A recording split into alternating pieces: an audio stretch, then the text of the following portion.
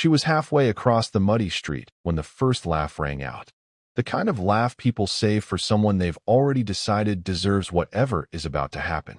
Nyla Merrick stopped walking.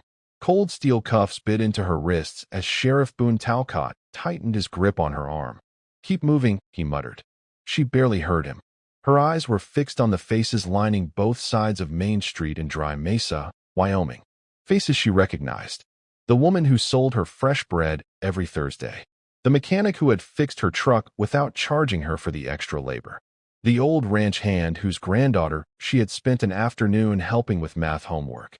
3 months earlier, those same people had smiled when she passed. Today they looked at her as though she had always been a stranger. Someone near the back of the crowd shouted, "I knew she couldn't be trusted." A few people laughed harder. Another voice followed, "Thief." Someone raised a phone. Another did the same. Within seconds, lenses were pointed at her from every direction. For them, this wasn't just an arrest. It was entertainment. Nyla swallowed hard. "I didn't do this." Her voice cracked. "I swear I didn't." No one answered. No one asked what happened. No one wanted an explanation. The verdict had already been reached long before any courtroom would ever hear her name. Sheriff Talcott guided her forward through the crowd. His expression stayed firm. He had arrested people before. Drunks, horse thieves, violent men, but never someone who had spent the last 3 months earning the trust of nearly everyone in town. Or so he had believed. A woman folded her arms. "I hope they lock her up for good." An older man nodded. "You give outsiders a chance. This is what happens." Nyla lowered her head. It hurt more than the handcuffs. She had spent months trying to belong. Now it felt as though none of it had mattered. Then something caught her attention. At the far end of the street, beyond the crowd, a black horse stood perfectly still. Its rider hadn't moved since the sheriff stepped out of the ranch truck. Tall, broad-shouldered, dark hat pulled low against the afternoon sun. He wasn't watching Nyla. Not anymore. His eyes had shifted toward another man standing near the front of the crowd. Hollis Brandt, owner of Brandt Hollow Ranch. The man who had hired her. The man who had called the sheriff that morning. Everyone expected relief on Hollis's face. Maybe anger. Maybe disappointment. Instead, he was smiling. It wasn't a wide smile. It barely reached the corners of his mouth. But it was there. Calm. Satisfied. Like someone quietly admiring work that had gone exactly as planned. The rider noticed it too. His gaze didn't leave Hollis for several long seconds. Most people never pay attention to smiles. He did. Because after building one of the largest cattle businesses in Wyoming, Calder Rourke had learned something years ago. People can fake grief. They can fake outrage. They can even fake surprise. But satisfaction almost always slips through. And Hollis Brandt looked satisfied. That single expression would become the first crack in a story everyone else believed was already finished. Before we go back to where this story really began, take a moment and tell us in the comments what town or city you're watching from today. And if you believe that every action carries a consequence, hit that subscribe button and join our community before the next case opens. Now, let's go back 3 months. Back to the morning Nyla Merrick stepped off a bus carrying 2 suitcases and exactly $312 to her name. Dry Mesa wasn't the kind of place people stumbled into by accident. If you drove too fast, you'd miss it completely. 1 grocery store, 1 church, 1 diner, 1 feed store, a sheriff's office barely larger than a family home. The mountains stretched across the horizon like walls built by nature itself. Beyond them sat ranch after ranch, separated by miles of fencing and open fields where cattle outnumbered people 100 to 1. For most of the families living there, nothing ever changed. Children grew up, inherited land, raised families of their own, buried their parents in the same cemetery overlooking the valley, then repeated the cycle. New faces were rare. New faces from New York City were almost unheard of. Nyla adjusted the strap of her bag as the bus pulled away in a cloud of dust. The silence hit her first. Back home, silence barely existed. Sirens, subways, traffic, people. There was always noise.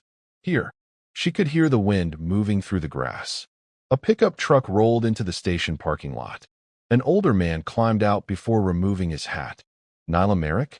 She smiled politely. Yes, sir. He extended his hand. Hollis Brandt.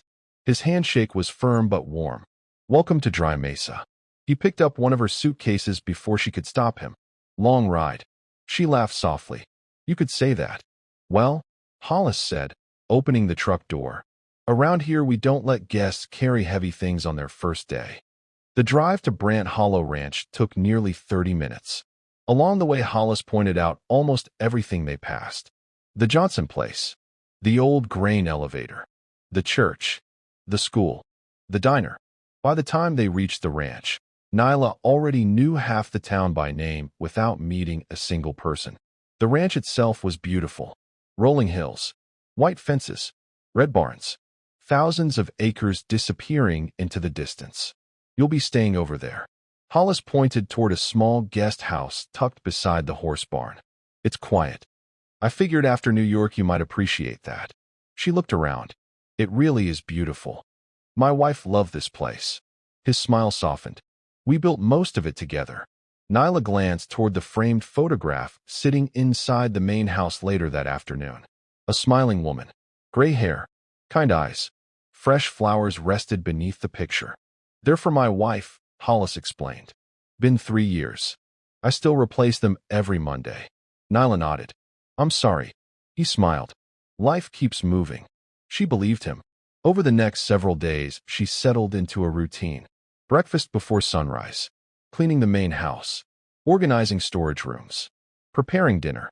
In between, Hollis asked if she could help with years of financial paperwork that had piled up after his wife's passing. You've worked with operations before, right? A little. She smiled modestly. A little. He laughed. The agency told me you practically kept a hotel running. She shrugged. Mostly behind the scenes. Behind the scenes is where everything important happens. Boxes filled with invoices covered the dining table. Some dated back nearly a decade. By the end of the first week, Nyla had color-coded files, rebuilt missing records, and found duplicate payments that had quietly drained thousands of dollars from the ranch over the years. Hollis stared at the spreadsheets. I've been looking for those mistakes for 5 years. She smiled. They weren't hiding. They were just buried. He shook his head. No, they were waiting for you. Word spread quickly through Dry Mesa. The new housekeeper wasn't just cleaning rooms.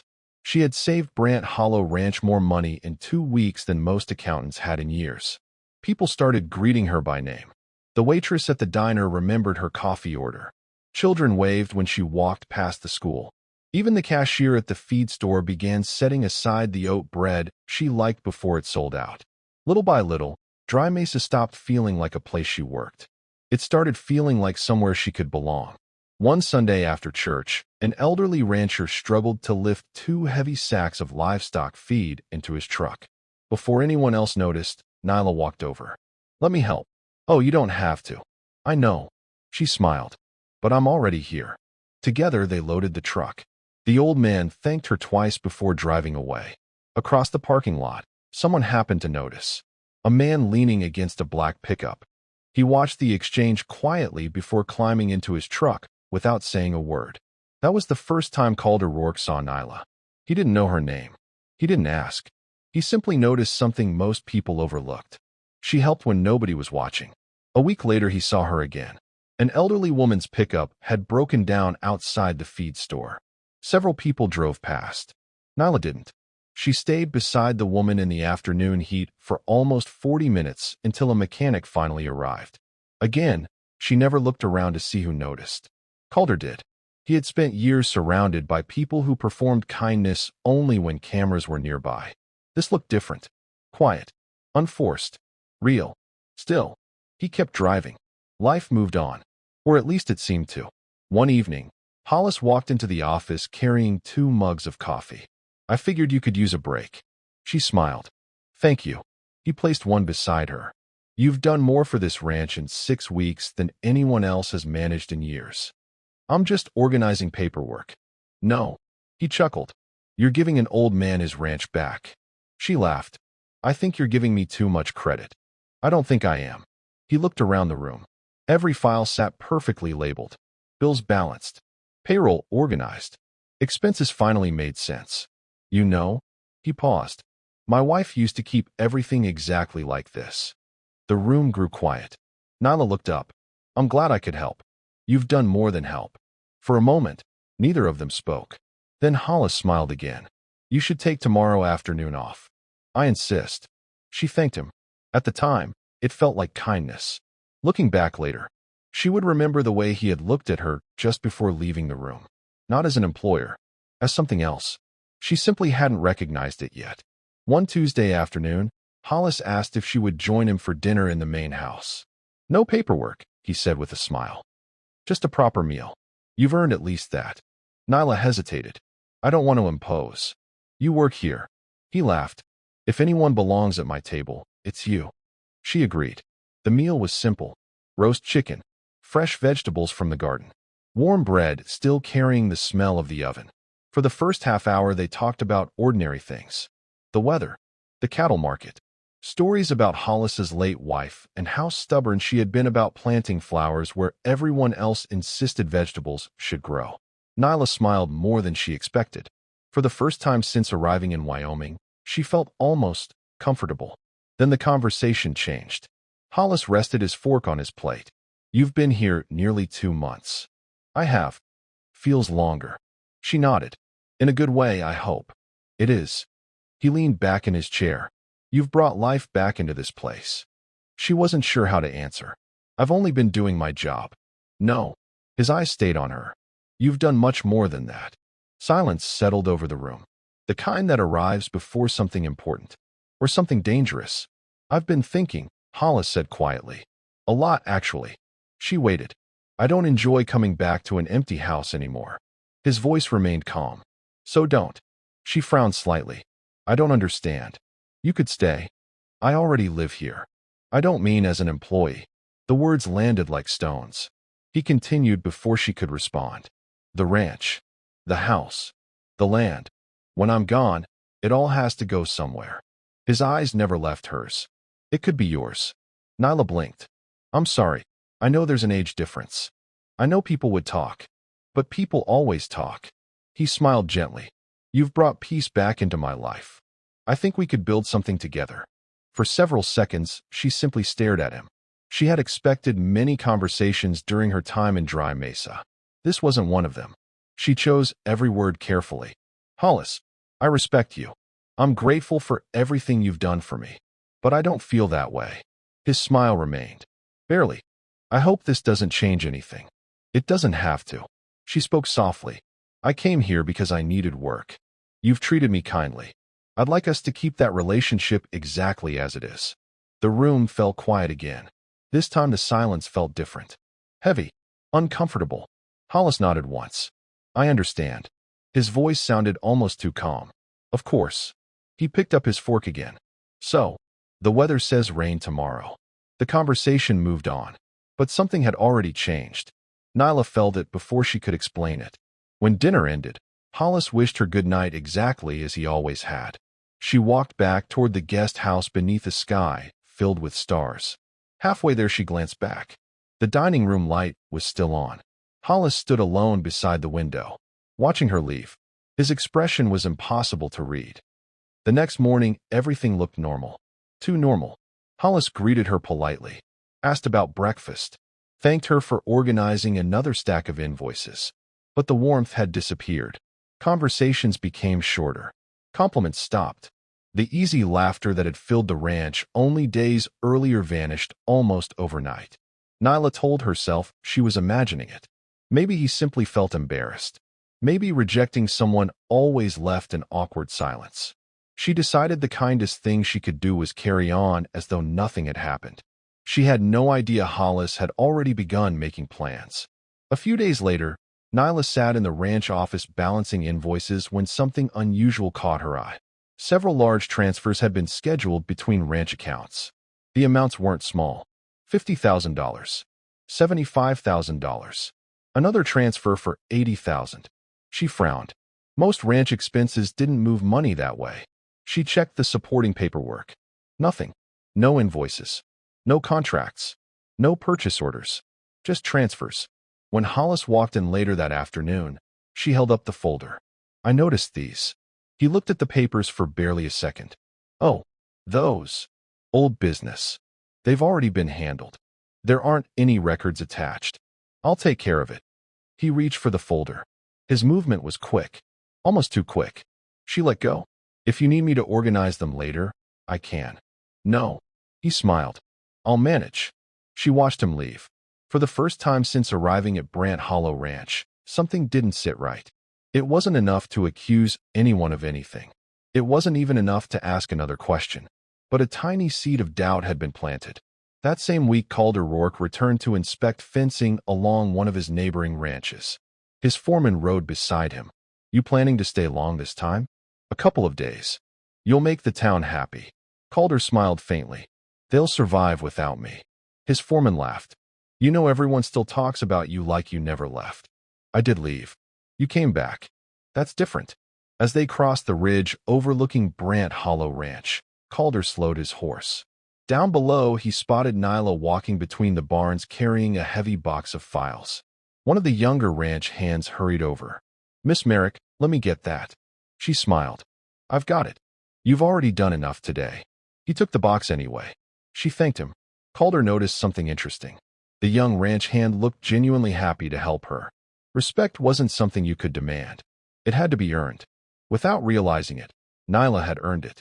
He nudged his horse forward. Let's keep moving. His foreman glanced back. You know her? No. You keep looking over there.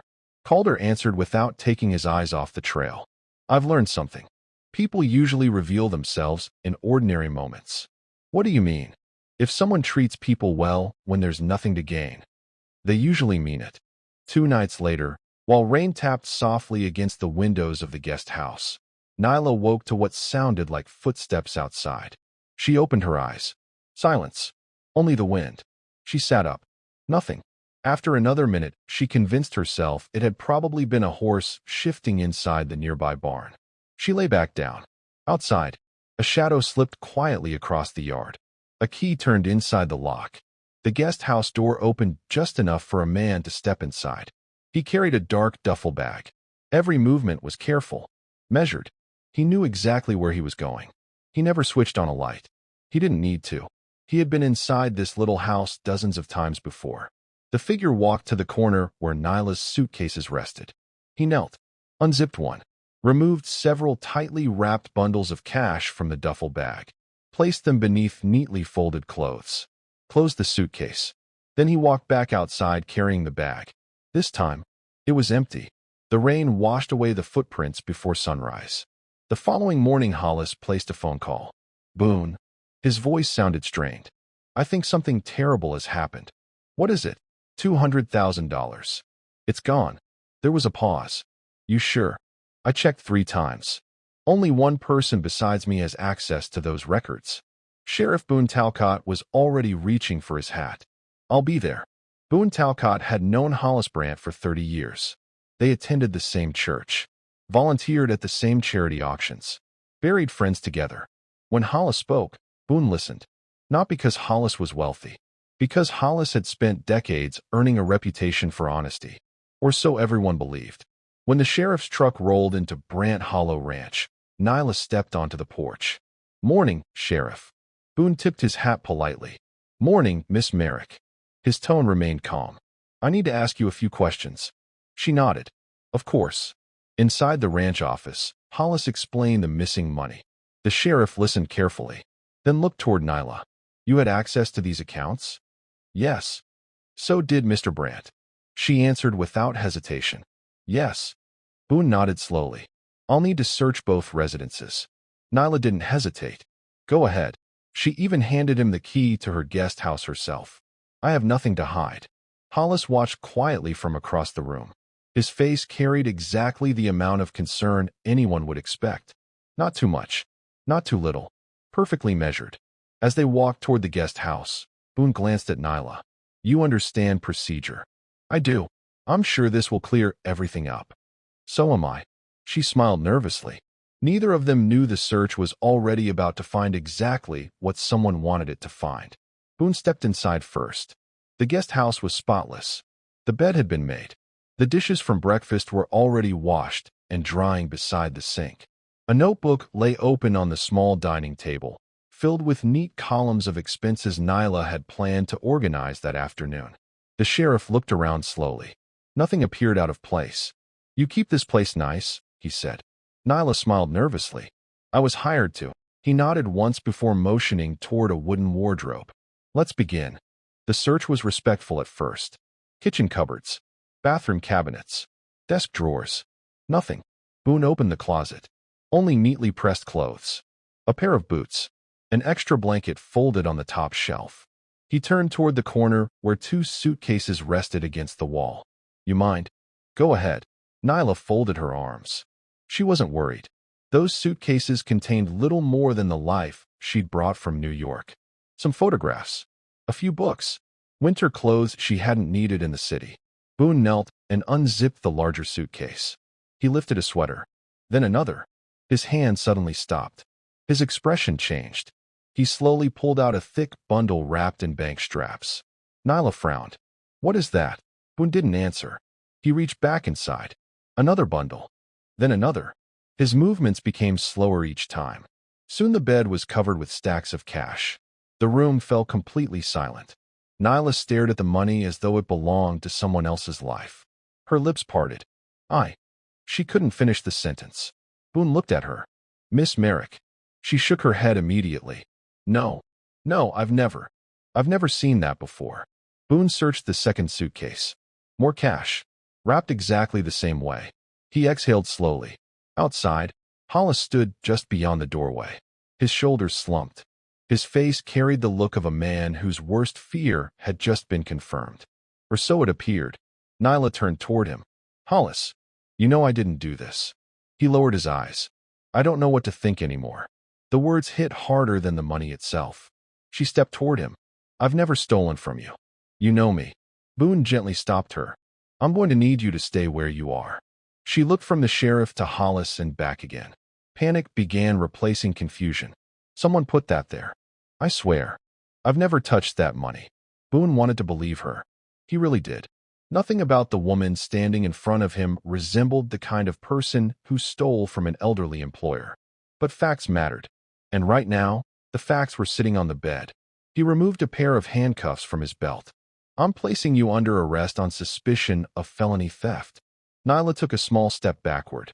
Her eyes filled with tears. "Please. There has to be another explanation." "If there is," Boone said quietly, "we'll find it. But right now, I have to do my job." The click of the handcuffs echoed through the tiny guest house. For the first time since arriving in Dry Mesa, Nyla felt truly alone. Word spread through town before the sheriff's truck even reached Main Street. In a place as small as Dry Mesa, news traveled faster than the wind. By the time Boone parked outside the sheriff's office, people had already gathered along the sidewalks. Some stood with folded arms. Others whispered. A few simply stared. Nyla stepped out of the truck. Every conversation stopped. Someone pointed. "There she is." A teenage boy raised his phone. His friend nudged him. "Get a video." Within seconds, the recording had begun. Nyla kept her eyes on the ground. She told herself not to look, not to listen. But voices have a way of finding you. I always wondered why she'd come all the way out here. Guess we know now. I trusted her. So did I. One woman shook her head sadly. What a shame. An elderly rancher who had once thanked Nyla for helping him load feed into his truck looked away without saying a word. That hurt more than the insults. She remembered his smile. Now he couldn't even meet her eyes. As Boone guided her across the muddy street, laughter erupted from somewhere behind the crowd. Not everyone joined in. Some remained silent. Some looked uncomfortable. But almost nobody spoke for her. Fear has a strange way of keeping good people quiet. Then came the voice that cut deeper than all the others. I knew she never belonged here. The words seemed to hang in the air. Nyla stopped walking. She slowly turned toward the crowd. I didn't do this. Her voice trembled. You all know me. I helped your children. I worked beside you. I've never stolen anything. For one brief second, the crowd grew quiet. A woman near the front shifted uneasily. A ranch hand lowered his eyes. Even Boone felt the hesitation ripple through the people around him. Then Hollis stepped forward. His face was heavy with disappointment. I wanted to believe you too. He spoke softly, quiet enough to sound sincere, loud enough for everyone to hear. I truly did. The hesitation disappeared. The crowd settled back into certainty. If Hollis Brandt believed she was guilty, Who were they to question him? Only one person wasn't watching Nyla anymore. Calder Rourke. He had arrived moments earlier after hearing about the arrest while checking fences several miles away. He remained mounted on his black horse at the edge of the crowd. His attention rested entirely on Hollis. Something felt wrong. Very wrong. He had watched guilty people before. Business had introduced him to plenty. Some celebrated. Some panicked. Some hid behind lawyers. But almost all of them shared one thing. Relief. The relief that comes when a dangerous problem finally disappears. That was exactly what Hollis was trying to hide. His shoulders sagged as though burdened by heartbreak. His mouth frowned. His eyes looked tired. Everything looked convincing. Everything except one tiny detail. The corners of his lips. For less than a second, they lifted. Not enough for anyone else to notice. Enough for Calder. It wasn't joy. It wasn't gratitude. It was satisfaction. The kind worn by someone watching a carefully laid plan unfold exactly as expected. Calder narrowed his eyes. He didn't know Nyla. He barely knew the facts. But one question refused to leave him. If Hollis believed justice had finally been done, why did he look like a man celebrating a victory no one else knew about? Boone opened the rear door of the patrol truck. Before Nyla climbed inside, Calder spoke for the first time. "Sheriff." Boone turned. "Calder, I need 24 hours. The sheriff frowned. "For what?" "Before you file the charges." Boone glanced toward the evidence bags resting on the front seat. The money was in her suitcase. "I know. So let me look. Hollis deserves justice." "So does she." Boone sighed. "This isn't one of your business deals." "No," Calder replied calmly. "It isn't. It's someone's life." The sheriff looked back at Nyla, then at Hollis, then at the evidence. Finally, he shook his head. "I can't ignore what I've seen." Calder didn't argue. He simply nodded once. "I figured you'd say that." He reached into his jacket, pulled out his phone, and made a single call. He didn't raise his voice. He didn't give a speech. He simply said, "I need your team in Dry Mesa." There was a pause. "Yes. Today." He ended the call, mounted his horse again, and quietly rode away. Several people watched him leave. Nobody knew what he intended to do. Hollis watched too. For the first time that day, his smile disappeared. Calder didn't head toward town. He rode in the opposite direction, toward the sprawling headquarters of Rourke Livestock Holdings, nearly 15 miles outside Dry Mesa. By the time he arrived, 2 SUVs were already waiting outside the main office. 3 people stepped out as he dismounted. A gray-haired woman carrying a laptop case, a younger man with a stack of files tucked beneath his arm, and another woman wearing a navy windbreaker with the company's security division stitched across the chest. They greeted Calder with quick nods. "No introductions," he said. "We don't have time." As they walked inside, he spread a map of the surrounding ranches across a large conference table. "This is Brant Hollow." He pointed to the neighboring property. "This is ours." The security officer leaned closer. "What's happened?" "A woman has been arrested for stealing $200,000. You think she didn't do it?" "I don't know." He answered honestly. "I only know one thing." Hollis Brant looked like a man whose plan worked. The younger analyst frowned. "That's instinct." "It is." Calder nodded. "So now we need facts." He looked toward the security officer. "Our perimeter cameras. How much do they cover?" She unfolded another map. "Mostly fencing. Cattle crossings. The eastern ridge." She traced one section with her finger. "And?" She paused. Calder looked up. "And what?" "One camera catches part of Brant Hollow's guest house." The room fell silent. "Why?" "The property line bends there. We installed it after several cattle thefts last winter. It overlooks both sides of the fence." Calder's eyes stayed fixed on the map. "When was the last time anyone checked that camera?" She opened her laptop. "It records continuously.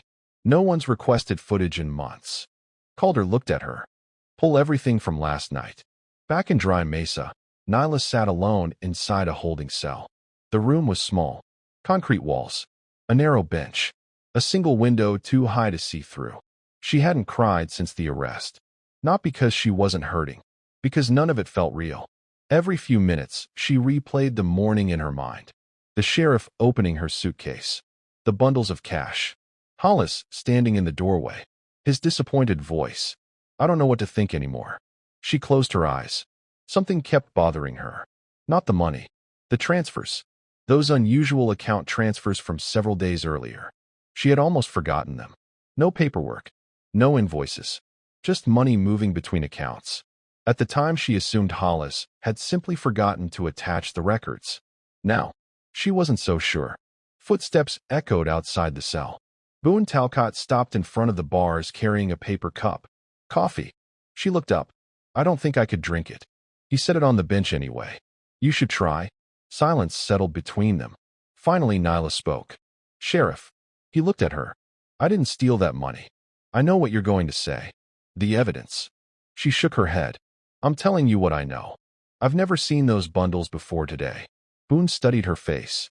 There was fear, exhaustion, confusion, but he couldn't find the one thing he usually saw after an arrest. Calculation. She wasn't choosing her words carefully. She was searching for answers herself. Can I ask you something? She said. He nodded. A few days ago, there were several large transfers between ranch accounts. They didn't have supporting paperwork. Hollis told me he'd handle them.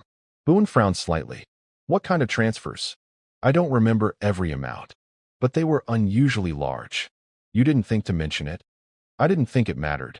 She gave a tired smile. I work with paperwork.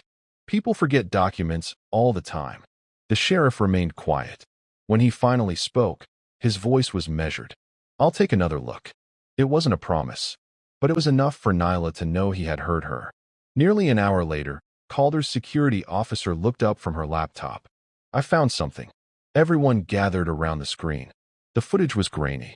Rain blurred the edges of the image. The guest house sat near the center of the frame. For several seconds, nothing happened. Then, a figure entered the frame carrying a duffel bag. The timestamp read 2:17 a.m. The person looked around once before unlocking the guest house door. The analyst leaned forward. Can you sharpen it? I'm trying. The software cleaned the image slightly. Still blurry, but clearer. The man wore a ranch jacket, cowboy boots, a light-colored hat. He disappeared inside. 3 long minutes passed. No one spoke. Then the door opened again. The same figure stepped outside. The duffel bag that had looked full on the way and now hung flat against his side. Empty. Calder's eyes narrowed. Freeze it. The security officer paused the frame. It's still not enough to identify him. No. Calder agreed. But it's enough to ask another question. The analyst looked confused. What question? If Nyla stole the money. He pointed toward the screen. Who entered her house in the middle of the night? No one had an answer. At the sheriff's office, Boone was reviewing copies of Brant Hollow's financial records. Most appeared ordinary. Payroll, feed purchases, veterinary expenses. Then he reached the transfers Nyla had mentioned. His forehead creased. There were transaction numbers, amounts, dates, but no attached invoices. He pulled another folder from the shelf. Still nothing. That was unusual. Very unusual. Boone picked up the phone. Hollis. Boone. I've been looking through the financial records. What about them? I'm missing documentation for several transfers. There was a brief pause. They're old. I probably filed them somewhere else. You mind bringing them over? Today. If possible. Another pause. I'll see what I can find. When the call ended, Boone stared at the receiver for several seconds. For the first time since making the arrest, doubt quietly entered the room. An hour later, Calder walked into the sheriff's office carrying a laptop. Boone looked up. I thought I told you this case was closed. Calder placed the computer on the desk. I brought a reason to reopen it. Boone folded his arms. What am I looking at? Security footage. From last night. The sheriff watched silently as the video played. The figure appeared, entered the guest house, left carrying an empty duffel bag. Boone leaned closer. Can you identify him? No, not yet. But that's not the point. The point is this. If the money was already in Nyla's suitcase, why did someone enter her guest house at 2:17 in the morning carrying a full bag and leave with an empty one? The sheriff didn't answer. Because there wasn't a simple answer. Calder closed the laptop. I'm not asking you to release her. I'm asking you not to stop looking. Boone looked toward the holding cells, then back at the screen. Finally he spoke. Stay here. He grabbed his hat. I think it's time I paid Hollis Brand another visit. Boone's truck rolled onto Brant Hollow Ranch just as the afternoon sun began sinking behind the hills. Hollis was repairing a section of fence when he saw the sheriff pull up. He smiled politely and rested his hammer against a post. Back already? Boone climbed out slowly. I've got a few more questions. Hollis nodded without hesitation. Of course. I'll answer anything. That confidence caught Boone's attention. Most guilty people became defensive the second the sheriff returned. Hollis looked almost welcoming. They walked toward the ranch office. Once inside, Boone placed a folder on the desk. I asked about these transfers earlier. Hollis glanced down. Right. I've been looking. I still can't find the paperwork. You can't? No. He sighed. My filing system hasn't exactly been perfect these last few years. Boone remained quiet. Hollis looked up. Is that all this is about? No. The sheriff removed his phone. I want you to watch something. He played the security footage. Hollis leaned closer. His face remained remarkably calm. The blurry figure appeared, entered the guest house, left carrying an empty duffel bag. When the video ended, Hollis leaned back. Interesting. You recognize him? No. You? Boone shook his head. The camera doesn't show enough. Hollis shrugged. Could have been anyone. A ranch hand. A drifter. Maybe even someone helping her. Boone watched him carefully. You don't think it's strange? Not really. The money was still found in her suitcase. He folded his arms. People don't usually hide money in plain sight unless they think no one's looking. Boone didn't answer. Instead, he looked around the office. For the first time, he wasn't seeing it through the eyes of a lifelong friend. He was seeing it as an investigator. The room looked exactly as it always had. Family photographs, ledger books, old branding irons displayed on the wall. Then something small caught his attention. A framed photograph of Hollis and his late wife. The picture itself wasn't unusual. The safe sitting beneath it was. The steel door wasn't fully closed. Only by an inch. Just enough for Boone to notice. Mind if I take another look around? Hollis smiled. Help yourself. Boone walked slowly through the office. He wasn't looking for anything specific anymore. He was looking for something that didn't fit. His eyes drifted toward the desk. Everything sat neatly arranged. Almost too neatly. One drawer wasn't completely shut. Inside sat several unopened envelopes from the bank. Boone picked one up. Haven't gotten around to these? They're monthly statements. I've been busy. Boone slid one from the envelope. Hollis spoke immediately. You don't need those. Boone paused. It was the first time all afternoon Hollis had interrupted him. The sheriff looked up. Why not? They're personal. Boone slowly unfolded the statement anyway. His eyes scanned the page. Checking account. Deposits. Routine expenses. Nothing unusual. Then, a second account number appeared beneath the first. His brow tightened. I didn't know you had another business account. Hollis answered quickly. It's an old account. I hardly use it. Boone looked again. Several large deposits had entered that account during the previous week. The amounts felt familiar. Very familiar. 50,000. 75,000. 80,000. Exactly the same amounts Nyla had mentioned. Boone slowly lowered the paper. I thought the money disappeared. Hollis didn't answer immediately. It did. Those aren't the same funds. Then explain them. Hollis forced a small laugh. Boone, you know banking records can look confusing. I'll have my accountant explain everything. Boone stared at him. For 30 years he had accepted answers without questioning them. Today, the answers suddenly sounded rehearsed. At that same moment, Calder's forensic analyst sat inside the conference room studying electronic transaction logs copied from the ranch's accounting software. He had spent nearly 2 hours reconstructing deleted records. Most people believed deleting a file made it disappear forever. It didn't. Not if someone knew where to look. He clicked another folder. Nothing. Another. Still nothing. Then a partially overwritten log appeared. His eyes widened. There you are. The system displayed a transaction history.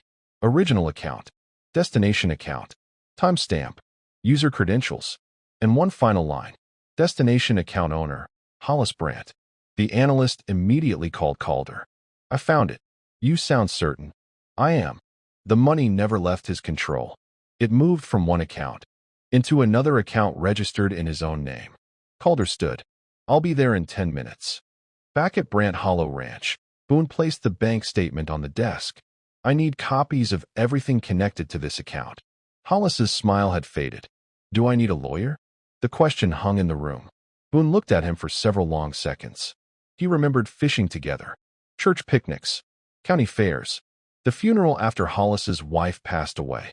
3 decades of friendship. Now every memory seemed to compete with the evidence piling in front of him. You only need a lawyer, Boone said quietly, if you've got something to hide. Before Hollis could respond, another truck pulled into the yard. Calder stepped out carrying a laptop. The analyst followed close behind. Boone opened the office door. You'd better come in. Within moments, the analyst connected the laptop. A spreadsheet appeared on the screen. He enlarged several highlighted transactions. The missing $200,000. He pointed to the first column. Here's where it started. His finger moved across the screen. Here's where it went. Finally, it stopped on the destination account. Hollis Brandt. Silence filled the office. The analyst continued. These records were deleted from the ranch software. But not completely. We reconstructed them.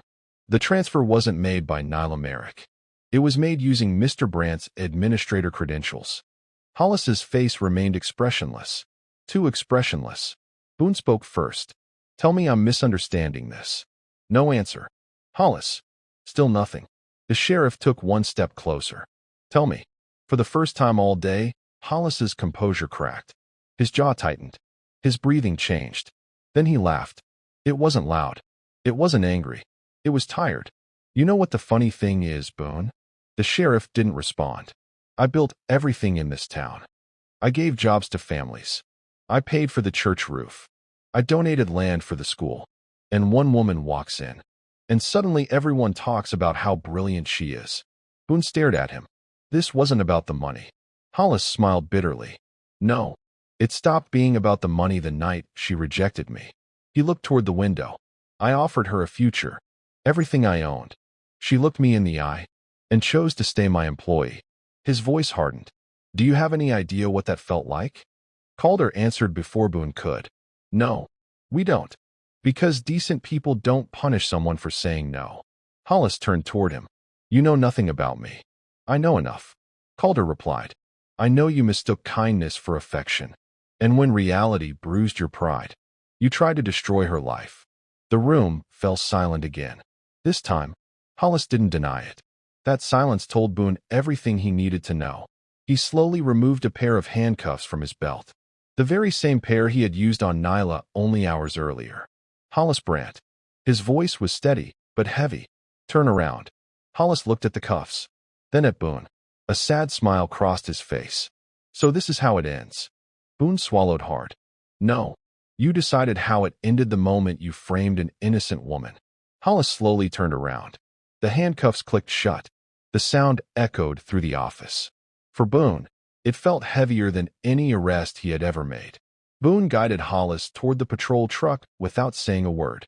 The ranch hands had gathered outside after seeing the sheriff's vehicles arrive. No one spoke.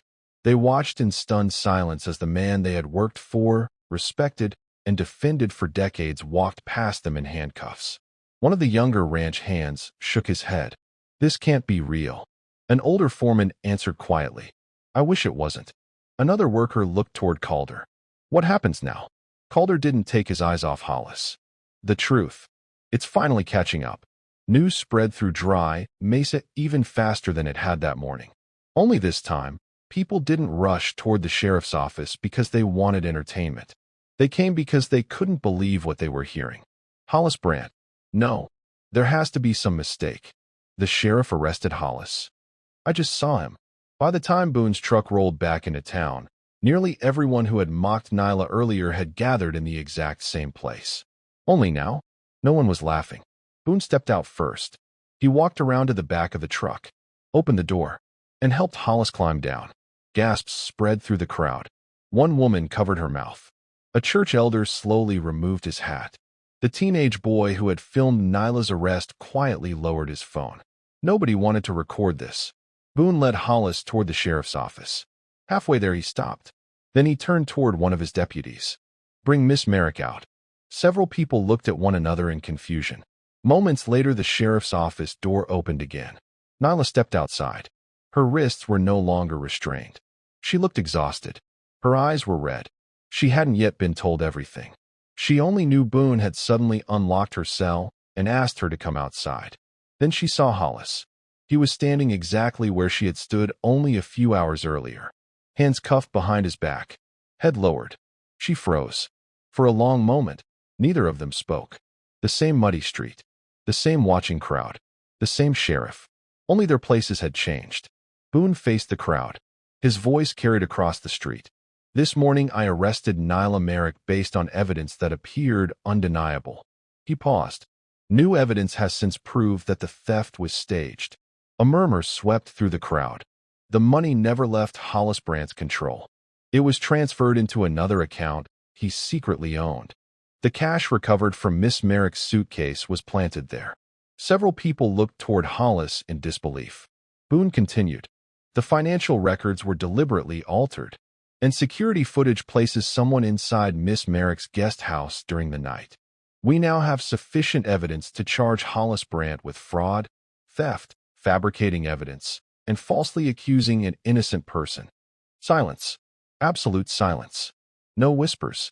No laughter. Only the wind drifting through the empty street. Nyla looked around slowly. These were the same faces. The same people. Only hours earlier they had mocked her without hesitation. Now they couldn't even meet her eyes.